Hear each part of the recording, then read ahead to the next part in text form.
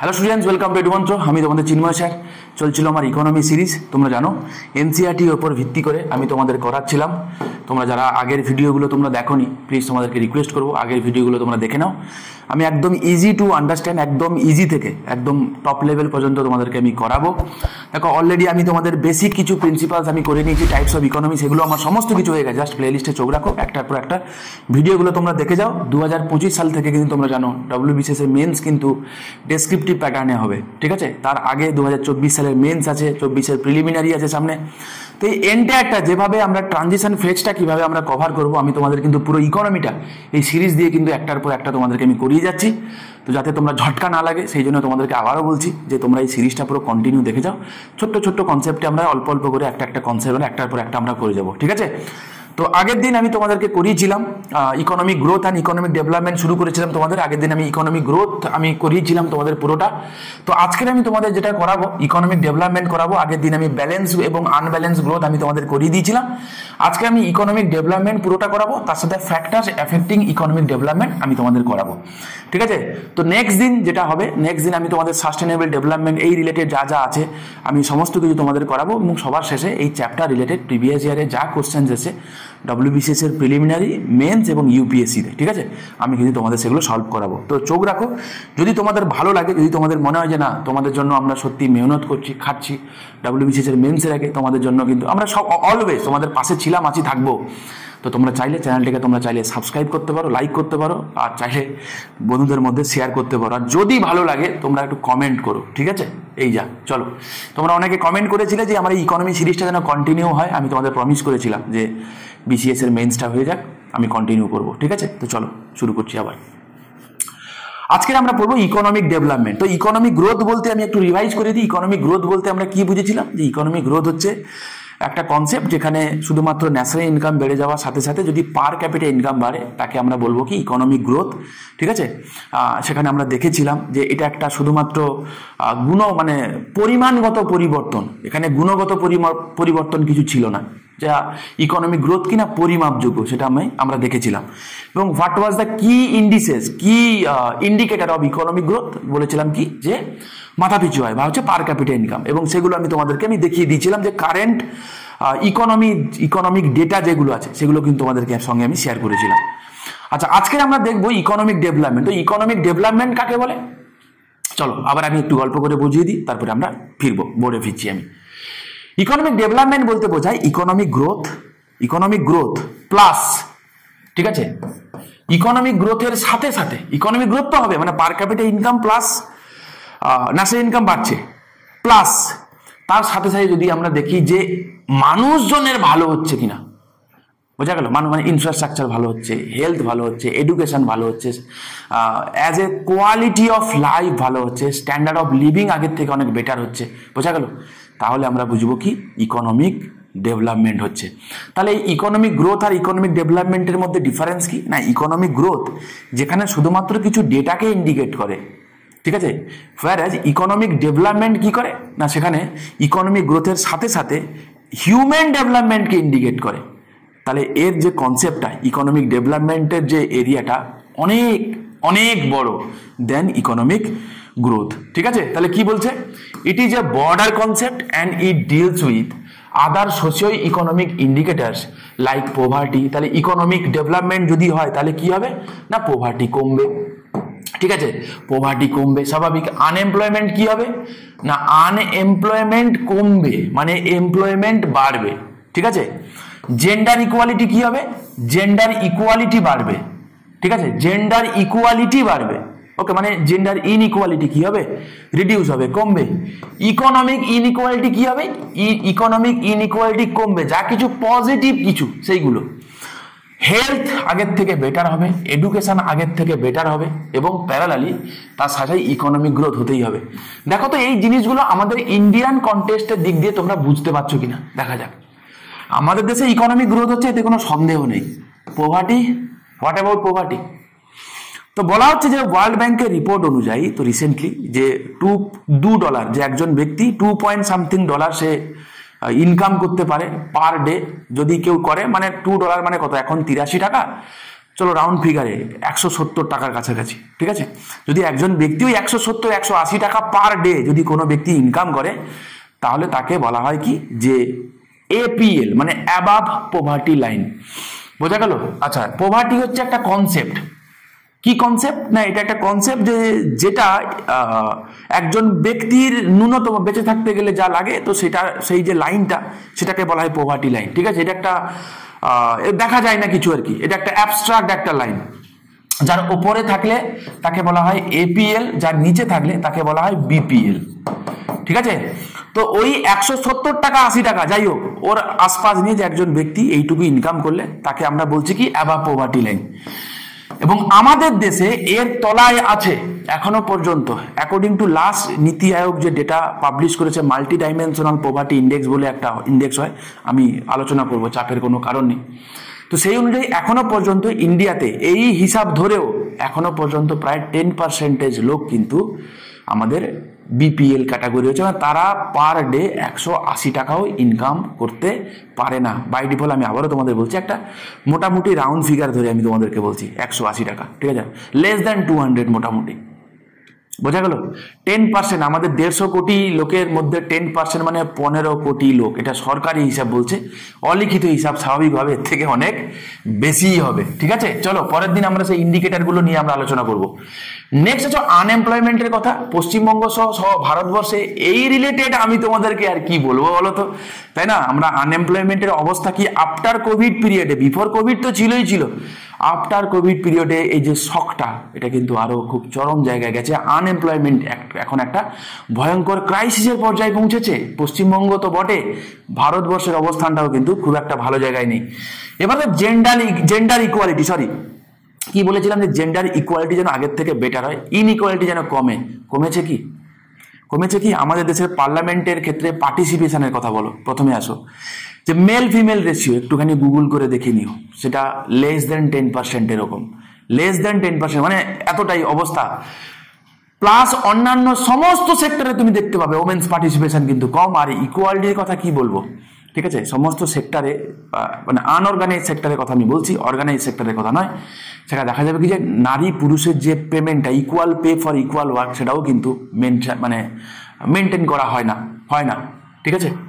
Income inequality, আমি বলবো কি আফটার কোভিড পিরিয়ডে দেখা যাচ্ছে ইনকাম ইনইকুয়ালিটি এতটাই আমাদের দেশে বেড়ে গেছে, তো বলা হচ্ছে আমাদের দেশের 1% লোকের কাছে প্রায় মোর দ্যান 40% রিসোর্স আছে।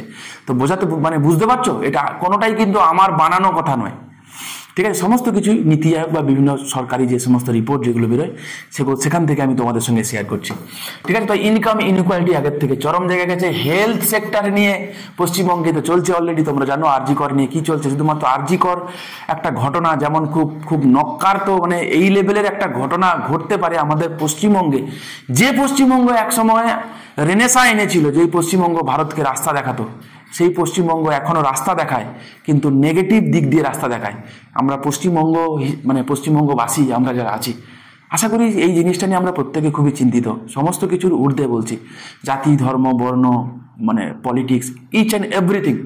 আমাদের মোটো হচ্ছে আমাদের সঠিক জিনিসগুলো জানবো। তোমরা তো ফিউচার বিউরোক্রেট হবে, তাই না? ফিউচার কেউ বিউরোক্রেট হবে, সরকারের বিভিন্ন পদে যাবে, তো তোমাদের কাছ থেকে কোনো রকম কোনো বায়াসনেস যেন না থাকে, তাই না? সমস্ত কিছু চোখ কান নাক খোলা রেখে যদি ভালো কিছু হয় তাকে অ্যাপ্রিসিয়েট করবো, খারাপ কিছু হলে তাকে সমালোচনা করতে পারি। সেই রাইট টু স্পিচ কে দিয়েছে? সংবিধান দিয়েছে, আর্টিকেল 19 আছে, freedom of speech and expression. সেই রাইট টু স্পিচ যদি তোমার কেউ কার্টেল করে নেয়, তাহলে তুমি হয়তো বডিতে বেঁচে থাকবে কিন্তু মানসিকভাবে তুমি মরে যাবে। তো এটাকে রাইট টু লাইফ বলে না, this is not a right to life, ঠিক আছে। আচ্ছা, হেলথ কন্ডিশনের অবস্থা তোমরা জানো কি অবস্থা। এডুকেশনের condition as per HDI report 2024 সালে বলছি, আমাদের অ্যাভারেজ এডুকেশন কত জানো? 6 পাস। আমাদের সমগ্র ভারতবাসী গড় শিক্ষার হার হচ্ছে, আমরা সবাই 6 পাস। তো তুমি একটা দেশের যেখানে 6 পাস হচ্ছে, সেই দেশের নাগরিকের শিক্ষার গড় আর কি, গড় শিক্ষার মান হচ্ছে 6 পাস। তুমি সেই দেশ থেকে তুমি কি এক্সপেক্ট করতে পারো? প্রোডাক্টিভিটি বলো, ইচ অ্যান্ড এভরিথিং দিয়ে কি এক্সপেক্ট করতে পারো? এবার এই 6 পাসটাকে বাড়িয়ে যদি আমরা বাড়াতে চাই, তাহলে কি করতে হবে? সরকার বলছে পাস ফেল তুলে দাও, সিম্পল 8 পর্যন্ত কোনো পাস ফেলই থাকবে না। এটা কি তার solution? What about quality of education? তোমরা ডেনমার্ক, যে কোনো উন্নততর দেশে, আইসল্যান্ড, যে সমস্ত দেশ, এইচডিআই, সুইজারল্যান্ড, এইচডিআই যাদেরকে আমরা টপ 10 এর মধ্যে পাই, তাদের কমপক্ষে অ্যাভারেজ স্কুলিং মানে অ্যাভারেজ এডুকেশন কমপক্ষে তাদের হয় 15 বছর, 12 থেকে 15 বছর, বুঝতে পারলে? লেস দ্যান মানে মোর দ্যান 12 ইয়ার, বুঝতে পারছো? তাহলে সেই দেশের অ্যাভারেজ গড় শিক্ষিত মানুষ, তাদের যে স্ট্যান্ডার্ড, মোটামুটি সবাই গ্রাজুয়েট, আর আমাদের দেশে সবাই 6 পাস, তো এক্সপেক্টেড। ঠিক আছে, তো কি বলতে চাইছি বুঝতে পারছো আশা করি। তাহলে কি বলেছে যে ইকোনমিক গ্রোথের সাথে সাথে যদি পভার্টি যদি কমে, আনএমপ্লয়মেন্ট পরিমাণে যদি কমে, জেন্ডার ইকুয়ালিটি যদি আগের থেকে বেটার হয়, ইনকাম ইনইকুয়ালিটি যেন কমে, তোমার ডিপিএসপি দেখতে পাবে। কি বলেছে বলতো? যে equitable distribution of material resources কথা বলেছে, না কনসেন্ট্রেশন অফ ওয়েলথকে প্রিভেন্ট করতে বলেছে। কিন্তু তার সত্ত্বেও আমরা দেখছি কি বাস্তবিক ক্ষেত্রে কি হচ্ছে, তা কিন্তু ঘটছে না। রিসেন্টলি তোমরা জানো একটা দেশের সেবি হচ্ছে আমাদের দেশের security exchange board of India, এই যে স্টক মার্কেটগুলো হয় সেগুলোকে কন্ট্রোল করে, সেই সেবির যিনি চেয়ারম্যান তার সম্পর্কে নানাবিধ অ্যালিগেশন উঠছে। যে সে নয়, সেবি কে তোমরা যদি যারা জানো না, আমি ইন্ডিয়ান ফাইন্যান্সিয়াল মার্কেট যখন পড়াবো বুঝতে পারবে। ভাবতে পারা যায় কি লেভেলের কি সব চলছে আমাদের দেশে, শুধুমাত্র এখন নয়, অল ওভার পশ্চিমবঙ্গ শুধু নয়, আমাদের ইন্ডিয়ার হেলথ খুব একটা ভালো নেই। মানে ভারত মাতার যে স্বাস্থ্যর কথা বলছি, হেলথ মানে আমি ওই হেলথের কথা বলিনি, খুব একটা কিন্তু ভালো নেই। যাকগে, আচ্ছা এবারে কি বলছে, ইট reflects both improvements in the quantity and quality of wellbeing in the economy. তাহলে কি বলছে, ইকোনমিক ডেভেলপমেন্ট বলতে কি বোঝা যায়, এখানে মানে কোয়ান্টিটির সাথে সাথে কোয়ালিটেটিভ চেঞ্জের কথা বলেছে, স্বাভাবিক জিনিস। তাহলে এটা wider base, it is a continuous process and is measured in the long term. তাহলে আমি কি বলেছিলাম, ইকোনমিক গ্রোথ মেজার করবো, শর্ট টার্মে ছিল, ইকোনমিক ডেভেলপমেন্ট মেজার করবে কিন্তু লং টার্মে, শর্ট টার্মের গল্প কিন্তু নয়। কি ইন্ডিকেটর কিনা, হিউম্যান ডেভেলপমেন্ট, মানব সম্পদের বিকাশ হচ্ছে কিনা সেগুলো দেখবো। এবারে সেই মানব সম্পদের কি কি ইন্ডিকেটর আমরা যখন সময় আসবে তখন আমি পড়বো। আচ্ছা এটাকে কি কোয়ান্টিফাই করা সম্ভব, এটাকে মেজার করা কি সম্ভব? বলছে না, ইকোনমিক ডেভেলপমেন্ট এটাকে মেজার করা যায় না। ঠিক আছে, কারণ আমি একটা মিষ্টি খেলাম, কতটা ভালো লাগলো কি করে বুঝবো? 10 টাকার মতো ভালো লাগলো না 15 টাকার মতো ভালো লাগলো? তো ইটস ভেরি ডিফিকাল্ট। লোকটা খুব ভালো, কতটা ভালো? Very difficult, very difficult. ঠিক আছে, তো এই জিনিসগুলো কি, কারণ ভালোর কোনো শেষ হয় না। যাই হোক, এগুলোকে কোয়ান্টিফাই করা যায় না, মেজার করা যায় না। ঠিক আছে, নেক্সট চলো, ফ্যাক্টরস এফেক্টিং ইকোনমিক ডেভেলপমেন্ট। তো কি কি ফ্যাক্টরস আছে যেগুলো দেখে বুঝবো যে একটা দেশের ইকোনমিক ডেভেলপমেন্ট হচ্ছে? প্রথমত আসো ইনফ্রাস্ট্রাকচারাল ডেভেলপমেন্ট। ঠিক আছে, তো স্বাভাবিকভাবে দেখো আস্তে আস্তে দেখতে পাবে যে ফ্লাইওভার বাড়ছে, তাই না? ইনফ্রাস্ট্রাকচারাল যে রাস্তাঘাট যেগুলো ছিল আগে, যে এনএইচ ন্যাশনাল হাইওয়েগুলো 2 লেনের ছিল, এখন 4 করে হচ্ছে, 3 করে হচ্ছে, তাই না? আমাদের এক্সপ্রেস ওয়ে তৈরি হচ্ছে, তো রেল কানেক্টিভিটি আগের থেকে অনেক বেটার হয়েছে, তাই না? টেলিকমিউনিকেশন আমরা রেভলিউশন এনে দিয়েছি আমাদের দেশে, ঘটেছে ঠিক কথা, ভালো মন্দের পরের কথা, আমি যেগুলো যেগুলো ঘটেছে তা দেখতে পাবো কি যে আগের থেকে ইনফ্রাস্ট্রাকচারাল ডেভেলপমেন্ট আমাদের দেশে ঘটেছে, ঠিক কথা। ইনক্লুড ট্রান্সপোর্টের ব্যবস্থা আগের থেকে দেখো, আগে ট্রান্সপোর্টের কথা দেখতে গেলে যা যা ছিল, এখন রোড কানেক্টিভিটি হয়ে যাওয়ার ফলে কি হয়েছে বলতো, রাস্তাঘাট কিন্তু আগের থেকে অনেক বেটার হয়েছে, এটা সত্যি কথা। অল ওভার ইন্ডিয়াতে, বাংলাতেও থোড়া বহুত কিন্তু তার কিন্তু রিফ্লেকশন আমরা দেখতেও পাবো, হয়ে হচ্ছে, সত্যি কথা, তাই না? তাতে কি হয়েছে না, ইনফ্রাস্ট্রাকচারাল চেঞ্জেস হয়েছে, তো আমরা দেখতে পাবো যে কি ইকোনমিক ডেভেলপমেন্টের দিকে আমরা আস্তে আস্তে এগোচ্ছি। ঠিক, আগে রাস্তাগুলো, গ্রামের দিকে রাস্তার কথা বলছি, কাদা রাস্তা ছিল, ইটের রাস্তা হলো, এখন ঢালাই রাস্তা হয়েছে, পাওয়া যায় কিনা, তাহলে বুঝতে পারবো কি যে ইনফ্রাস্ট্রাকচারাল ডেভেলপমেন্ট হবে, নাম্বার 1। নাম্বার 2 কি বলছে, standard of education influence on labour productivity. আচ্ছা এবারে কি বলছে, এডুকেশন কিন্তু বেটার হবে। কি এডুকেশন? কোয়ালিটি অফ এডুকেশন যেন ভালো হয়। আমার উদ্দেশ্য হবে লোকজনের মধ্যে কোয়ালিটি দেওয়া। একজন শিক্ষিত মানুষ, তাই না, একজন ব্যক্তি বিদ্বান, প্রচুর পড়াশোনা করেছে, তারপরে তিনি যদি জেল খাটেন, আসামি হন, তিনি যদি বড় বড় ক্রাইমের সঙ্গে যদি তিনি জড়িত থাকেন, তাহলে কি বলবো, উনি এডুকেটেড, তাই না? তাহলে কি শিক্ষার প্রয়োজন, বোঝা গেল? তাহলে নৈতিক শিক্ষা, একজন ওয়েল বিইং, একটা মানুষ হতে সাহায্য করবে যে শিক্ষা, সেই শিক্ষার কথা বলা হয়েছে এখানে। ঠিক আছে, তাহলে স্ট্যান্ডার্ড অফ এডুকেশন সেটা দেখতে হবে যে স্ট্যান্ডার্ড এডুকেশন ঠিকঠাক আছে।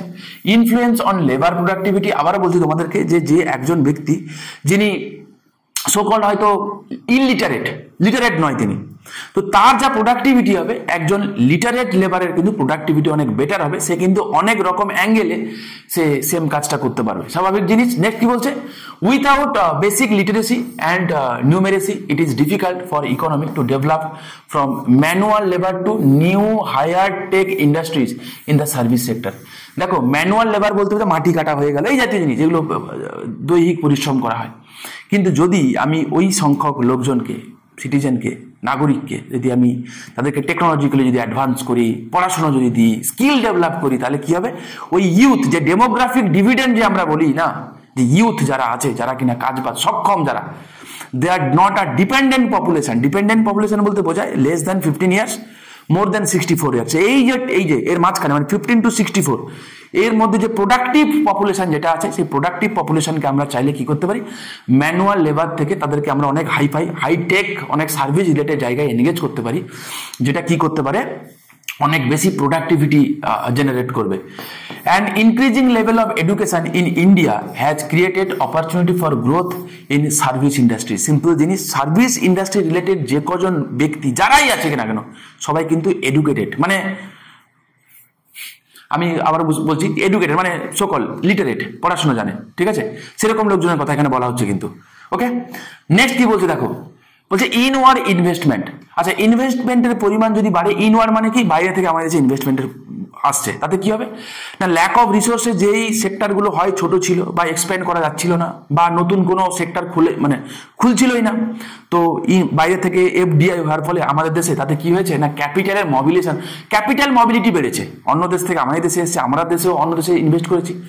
রিসেন্টলি একটা স্টাডি বলছে যে ইন্ডিয়ানরা প্রচুর পরিমাণে আমেরিকাতে ইনভেস্ট করছে খুব, ইন্ডিয়ানরা, আমি বলছি না, স্টাডি বলছে, ঠিক আছে। এবারে কি বলছে দেখো তো, ইনওয়ার্ড ইনভেস্টমেন্টের পরিমাণ যদি বাড়তে থাকে তাহলে কি হয় না, রিসোর্স প্রচুর পরিমাণে এক্সপ্লয়েট করা যায়, ঠিক আছে। একটা কথা মাথায় রাখবে যে রিসোর্সকে এক্সপ্লয়েট না করে ডেভেলপমেন্ট কিন্তু সম্ভব নয়, ঠিক আছে, সম্ভব, তার জন্য একটা আলাদা থিওরি যাকে আমরা বলবো সাস্টেনেবল ডেভেলপমেন্ট, আমরা আলাদা চ্যাপ্টারে পড়বো, ঠিক আছে। কিন্তু তাকে কি করবো, রিসোর্সকে আমরা এক্সপ্লয়েট তো করবো, কিন্তু সাইন্টিফিক উপায় এক্সপ্লয়েট করবো, ঠিক আছে, মানে তাকে ইউটিলাইজ করবো বা তাকে ইউজ করবো এমন ভাবে যাতে তাকে আমরা কনজার্ভ করতে পারি, প্রিজার্ভ করতে পারি, ধীরে সুস্থে করতে পারি, বোঝা গেল, একটা সাইন্টিফিক মেথডে করবো। আমি পড়াবো সাস্টেনেবল ডেভেলপমেন্ট, ঠিক আছে। কিন্তু রিসোর্সকে তো এক্সপ্লয়েট করতে হবে। ধরো কোনো জায়গায় মাইন আছে, মানে মিনারেল রিসোর্সেস আছে, তাকে তো মাইনিং করতে হবে, মাইনিং না করে তুমি কি করে সেখান থেকে পারবে, যেই না তুমি মাইনিং করবে তার মানে রিসোর্সকে কি করতে হবে, এক্সপ্লয়েট করতে হবে। তো এই কথাটা মাথায় রাখবে যে রিসোর্সকে কিন্তু এক্সপ্লয়েট যদি না করা হয়, ঠিক কথা, এটা খুব পেইনফুল কথা, ঠিক আছে। রিসোর্স এক্সপ্লয়েট কথাটা কিন্তু নেগেটিভ কথা নয়, কিন্তু কিভাবে তাকে আমরা কাজে লাগাচ্ছি, তাকে আমরা কিভাবে কনজার্ভ করছি, প্রিজার্ভ করছি, হাউ টু ইউটিলাইজ ইট, এটা কিন্তু ম্যাটার করে। যেই কারণে একটা নতুন কনসেপ্ট এসছে, সেটা হচ্ছে সাস্টেনেবল ডেভেলপমেন্ট, আমরা পড়বো, চাপ নেই, ঠিক আছে। According to the survey the United Nations, তোমরা জানো UNCTAD বলে আছে, ওকে। UNCTAD কে না, একটা ইউনাইটেড নেশনসের এটা একটা এজেন্সি, যে কি করে না, ওয়ার্ল্ডের যে ইনভেস্টমেন্ট, সেই ওয়ার্ল্ড ইনভেস্টমেন্টের রিপোর্টটা পাবলিশ করে UNCTAD, আংট্যাড, ওকে।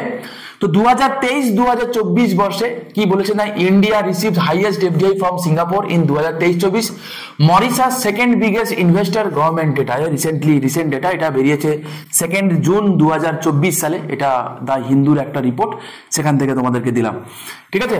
তো মোটামুটি এই হচ্ছে গল্প। তো যেখানে একটা সময় আমরা দেখতে পাবো 2020 এবং 2021-এ, 2020-তে ইন্ডিয়ার র্যাঙ্ক ছিল হচ্ছে 8, 2021-এ ইন্ডিয়ার র্যাঙ্ক ছিল হচ্ছে 7, ঠিক আছে, এফডিআই দিক থেকে। সেটা পেছোতে ইন্ডিয়া এখন হয়ে গেছে 15th,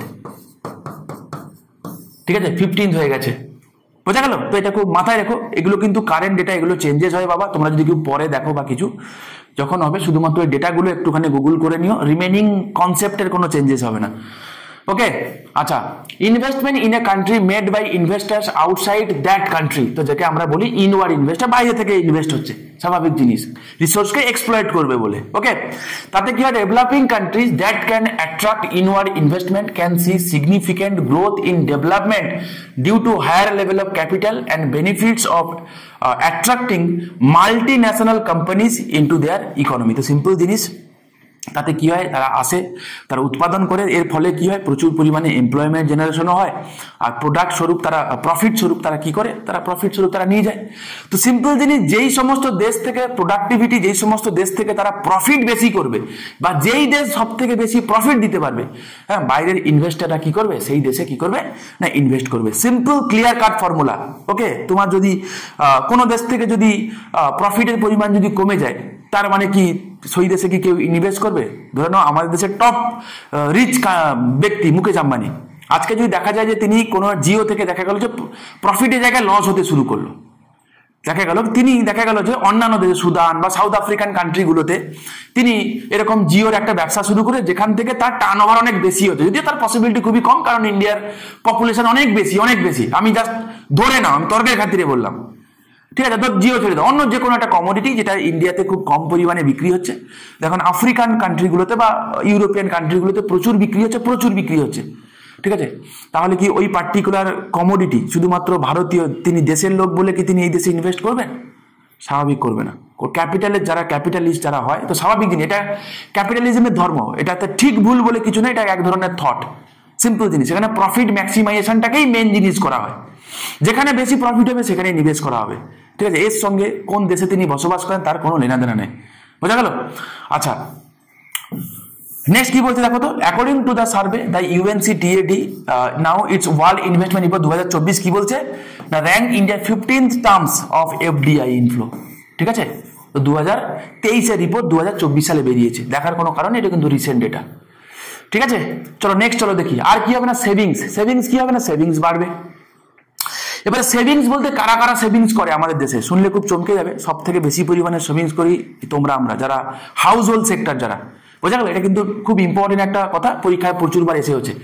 তাহলে সেভিংস কাকে বলে? আমি তোমাদের আগেও বলেছিলাম যে যা ইনকাম করা হয় সেখান থেকে কিছু খরচা বাবদ চলে যায়, রিমেনিং যা থাকে সেটাকে বলা হয় সেভিংস। ওই সেভিংসটাই কি করা হয়, ইনভেস্ট করা হয়। সেভিংসের পরিমাণ যত বাড়ে, ইনভেস্টমেন্টের পরিমাণও তত বাড়ে, ইকোনমি তত কি হয়, গ্রো হয়, এবং অ্যাজ এ হোল কি করে, ইকোনমি ডেভেলপমেন্ট হতে সাহায্য করে। কি বলছে? আচ্ছা, এটা 21 এপ্রিল 2024 সালে একটা রিপোর্ট বলছে, the house hold sector is the largest contributor two savings in India, ঠিক আছে? Accounting for about 70% of countries gross savings. বুঝতে পারছো? 2024 সালের 21 এপ্রিলের একটা ডেটা আমি তোমাদেরকে বলছি।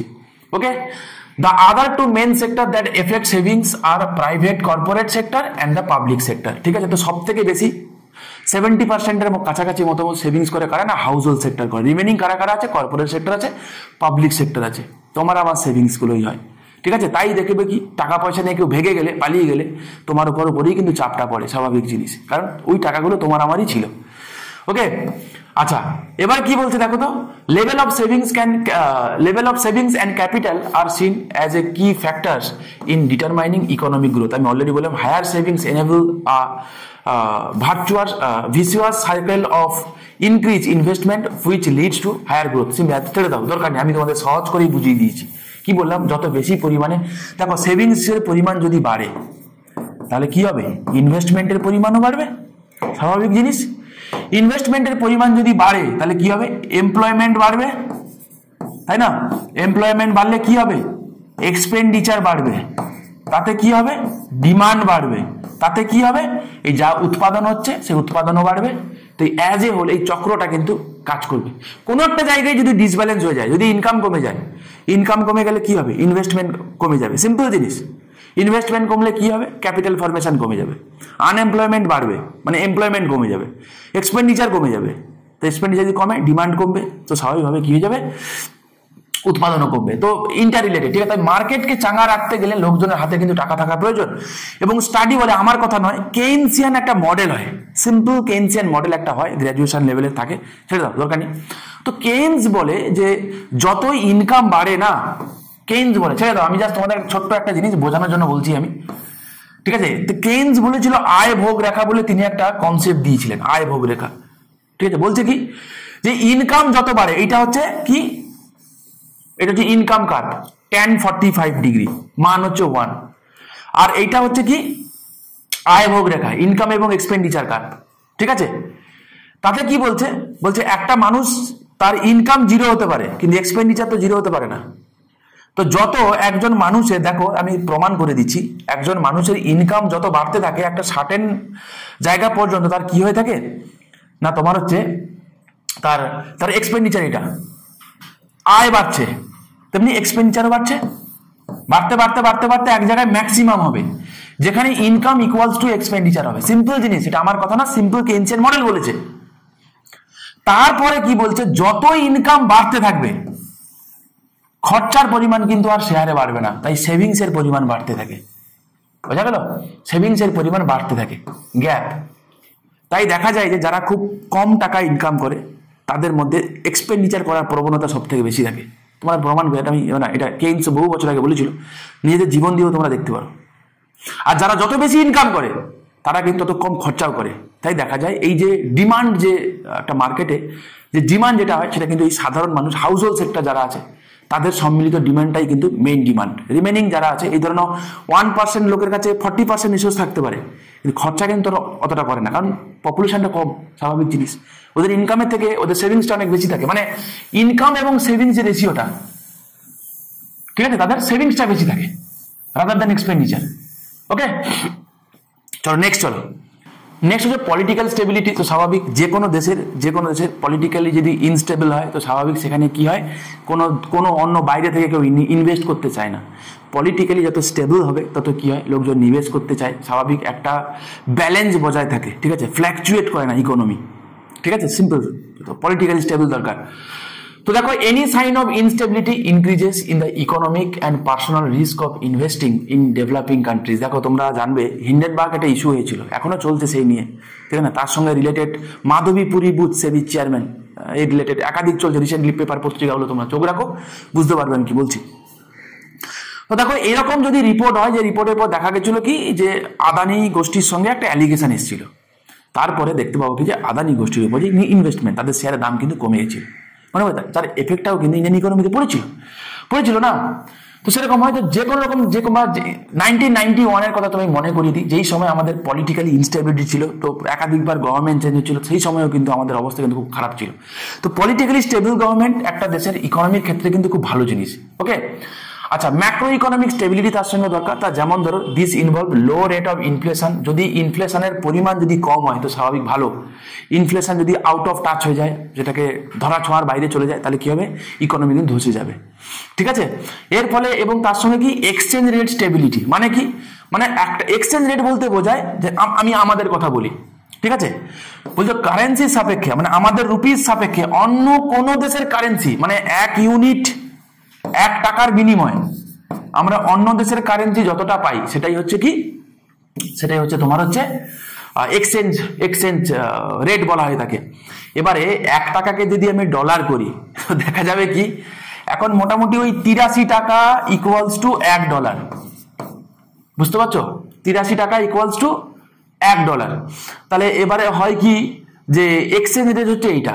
এবার যদি দেখা যায় যে এইটা যত কম হবে, মানে ভাবো আমি $1 তো সেম পাচ্ছি, মানির ভ্যালু বাড়ে কখন বলো তো? মানি ভ্যালু তখনই বাড়বে যখন প্রাইস যখন কম হবে, তাই না? প্রাইসের সঙ্গে ভ্যালুর একটা ইনভার্স সম্পর্ক থাকে। যেমন যদি প্রাইস কোনো দ্রব্যের যদি দাম বাড়ে, তার মানে কি হয়, কারেন্সির ভ্যালু কমে যায়।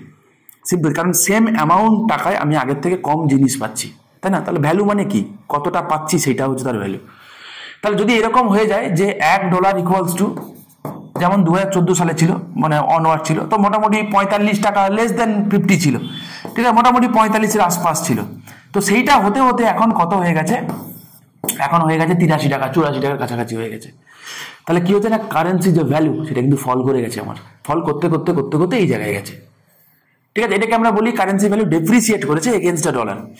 বাই দা ওয়ে, সে হোক, ক্ষতি নেই, কিন্তু এইটা যেন একটা নির্দিষ্ট রেটে মেনটেন হয়। এটাও যেন আমার 100 টাকা হয়ে গেল কোন দিন, 120 টাকা হয়ে গেল কোন দিন, $1 ইকুয়ালস টু, সেটা যেন খুব বেশি ফ্ল্যাকচুয়েট না করে, ঠিক আছে। আচ্ছা, এইটা হওয়ার কিন্তু, মানে এই ধরো $1 ইকুয়ালস টু, ধরো না, সাপোজ যদি আমাদের আজকের 20 টাকা হয়, হ্যাঁ, $1 ইকুয়ালস টু 83 টাকার জায়গায়, তাহলে এটা ভালো না খারাপ, ঠিক আছে। এটা এই উত্তর এক লাইনে উত্তর দেওয়া সম্ভব নয়। দেখলে মনে হবে ভালো, কারণ কারেন্সির ভ্যালু বেড়েছে, স্বাভাবিক জিনিস। ব্যালেন্স অফ পেমেন্ট পড়াই বুঝতে পারবে, ঠিক আছে। চলো, আপাতত বেশি পড়ে লাভ নেই, কারণ আমার মনে হয় না, একটা স্টেপ কমপ্লিট করে করে যাওয়া ভালো, ঠিক আছে, না হলে দুম করে স্টেপ জাম্প করলে গন্ডগোল হয়ে যাবে। ঠিক আছে, করার দরকার নেই, প্রয়োজনও নেই। একটা ছোট ছোট ছোট ছোট স্টেপ করে করে আমরা এগোবো। তাহলে কি হবে না, ইকোনমিক ডেভেলপমেন্ট যদি হয় তো রেট অফ ইনফ্লেশন যেন কম থাকে। ঠিক আছে, এক্সচেঞ্জ রেটের জন্য স্টেবিলিটি থাকে। এই প্রত্যেকটা কথা মাথায় রাখবে, পরীক্ষা কিন্তু এগুলো তুলে তুলে কোশ্চেন দেবে, গ্যারেন্টি। ঠিক আছে, আর কি না, rapid devaluation can cause capital flight and decline in growth. এটাই বলছিলাম, ডিভ্যালুয়েশন কাকে বলে বলো তো? যখন অন্য কোনো দেশের কারেন্সি সাপেক্ষে যখন আমাদের দেশের কারেন্সির ভ্যালু যখন কমিয়ে দিই, তাহলে ভ্যালু কমলে কি দাম বাড়বে না? তাহলে কারেন্সির ভ্যালু যদি কমে যায়, লোকজন তখন কি করবে? আমাদের দেশের লোকজন তখন কি করবে বলতো? তারা চাইবে অন্য দেশে ইনভেস্ট করতে। কেন করবে তখন? সেটাও আমরা বললাম ব্যালেন্স অফ পেমেন্ট চ্যাপ্টারে আমরা পড়বো। ঠিক আছে, চাপের কোনো কারণ নেই। ফলে কি হবে? কারেন্সি ফ্লাইট হবে, মানে আমাদের দেশ থেকে টাকা বেরিয়ে যাবে, অন্য দেশে চলে যাবে। ওকে, তো যাকে, তো এগুলো মাথায় রেখো, এই জিনিসগুলো খুব ইম্পর্টেন্ট ছিল। নেক্সট আসো, লেবার মোবিলিটি। তো কি হবে যদি ইকোনমিক ডেভেলপমেন্ট হয়? তো দেখতে পাবো যে লেবার প্রাইমারি সেক্টর থেকে আস্তে আস্তে টার্সিয়ারি সেক্টরের দিকে লেবার মুভ করবে, এটা হওয়া উচিত। কিন্তু আমাদের দেশের ক্ষেত্রে সেটা একটু অন্যরকম হয়ে গেছে। আমাদের দেশের ক্ষেত্রে দেখতে পাবো যে আমাদের দেশের যে টোটাল যা লেবার ফোর্স আছে, সব থেকে বেশি এনগেজ আছে ইন প্রাইমারি সেক্টর, বা আমাদের দেশের যে বেশিরভাগ পপুলেশন তারা এনগেজ আছে কিন্তু প্রাইমারি সেক্টরে, এগ্রিকালচার রিলেটেড। ঠিক আছে, কিন্তু দেখা যাবে যে জিডিপি সব থেকে বেশি কন্ট্রিবিউট করে কিন্তু আবার সার্ভিস সেক্টর। ঠিক আছে, তো যেটা একটা ডেভেলপ কান্ট্রির একটা ফিচার, অথচ আমরা কিন্তু ডেভেলপ কান্ট্রি নয়। এটা একটা পিকুলিয়ার টাইপের ফিচার, মাথায় রেখো। নেক্সট হচ্ছে ফরেন এইড। কি হবে? আর targeted aid can help improve infrastructure and raise living of standard, স্বাভাবিক জিনিস। তো ইকোনমিক ডেভেলপমেন্টের ক্ষেত্রে ফরেন এইডের খুব গুরুত্বপূর্ণ ভূমিকা, তোমরা জানো। এরকম ইউনিসেফ, ইউনেস্কো, বিভিন্ন একাধিক এজেন্সি আছে যারা ফরেন এইড দেয়। হ্যাঁ, তাতে কি করে অ্যাজ এ হোল লোকজনের কি করে না, লোকজনের স্ট্যান্ডার্ড অফ লিভিং বলো, তাদের যে আগের থেকে অনেক বেটার হয়। ঠিক আছে, আচ্ছা, তাহলে এই ফরেন এইডটা কিন্তু সেই সমস্ত দেশের জন্য খুবই ইম্পর্টেন্ট যাদের লো লেভেল অফ সেভিংস আছে এবং যাদের ক্যাপিটাল ফরমেশনের ক্ষেত্রে ইনভেস্টমেন্ট খুবই কম হয়। ঠিক আছে, তো ফরেন এইডটা কিন্তু খুব গুরুত্বপূর্ণ ভূমিকা পালন করে। নেক্সট হলো ন্যাচারাল রিসোর্সেস। কি এখানে? The countries with higher level of natural resources can use it for economic development. তো স্বাভাবিক জিনিস, দেখো যখন ইকোনমিক ডেভেলপমেন্ট হবে তো বুঝতে পারছো এরকম বড় বড় গাছপালা, এইগুলো হচ্ছে সিম্বল অফ ডেভেলপমেন্ট। তো রিসোর্সকে এক্সপ্লয়েট বেশি পরিমাণে করা হবে। আমি আগে তোমাদের বলেছি যে রিসোর্সকে এক্সপ্লয়েট ছাড়া কিন্তু ইকোনমিক ডেভেলপমেন্ট কিন্তু সম্ভব নয়। আবারও তোমাদেরকে বলি যে রিসোর্স এক্সপ্লয়েট করাটা কিন্তু কোনো নেগেটিভ কথা নয়, তাকে প্রিজার্ভ করছি কিনা, কনজার্ভ করছি কিনা, সেটাও ভেরি মাচ ইম্পর্টেন্ট। যেই কারণে আমরা দেখতে পাবো কি সাস্টেনেবল ডেভেলপমেন্টের কথা এসেছে। ঠিক আছে, আমি বারবার বলছি টেকনোলজিক্যাল অ্যাডভান্সমেন্ট আগের থেকে অনেক বেটার হবে, স্বাভাবিক জিনিস। তো আগে আমরা ম্যানুয়াল লেবার দিয়ে কাজ করাতাম, এখন হাইফাই মেশিন দিয়ে আমরা কি করি, প্রোডাকশনকে সম্পাদন করব। ঠিক আছে, তো এই ছিল যেইগুলো দেখে আমরা বুঝতে পারবো কি যে কোনো একটা দেশের ইকোনমিক ডেভেলপমেন্ট হয়েছে কি হয়নি। আমি অলরেডি তোমাদেরকে তাহলে ইকোনমিক গ্রোথ এবং ইকোনমিক ডেভেলপমেন্ট তোমাদেরকে আমি পুরোটা এন্টারলি করিয়ে দিলাম। নেক্সট দিন আমরা করব ইনক্লুসিভ গ্রোথ কাকে বলে, ফিচার্স অফ ইনক্লুসিভ গ্রোথ কি, challenges in achieving inclusive growth in India, এগুলো আমরা করবো। প্যারালি সাস্টেনেবল ডেভেলপমেন্ট করাবো, objectives of sustainable development indices কি আছে এবং তার সাথে জিনি কোএফিসিয়েন্ট, এবং তারপরে তোমাদেরকে আমি এই চ্যাপ্টার থেকে প্রিভিয়াস ইয়ারে যত এমসিকিউ এসেছে আমি কিন্তু তোমাদের সলভ করাবো, ইনক্লুডিং WBCS এবং তোমার ইউপিএসসি। ঠিক আছে, কেমন লাগলো তোমরা অবশ্যই কমেন্ট করে জানিও। যদি তোমাদের ভালো লেগে থাকে তোমরা চাইলে চ্যানেলটাকে সাবস্ক্রাইব করতে পারো, লাইক করতে পারো, বন্ধুদের মধ্যে শেয়ার করতে পারো। প্রমিস করলাম, ঠিক আছে, পুরো এন্টায়ার আমাদের সঙ্গে জুড়ে থাকো, কিছু না কিছু তোমরা বেনিফিটেড হবেই হবে। ওকে, ভালো থেকো, দেখা হচ্ছে নেক্সট ভিডিওতে।